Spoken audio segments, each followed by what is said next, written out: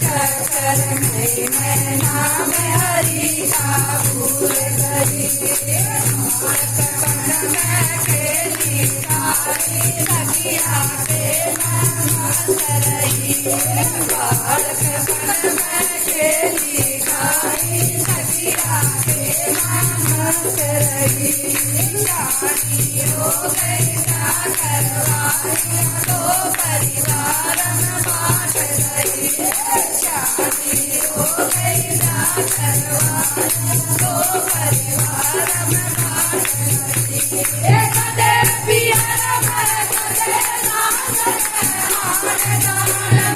लगी रही माया के नाम हरि का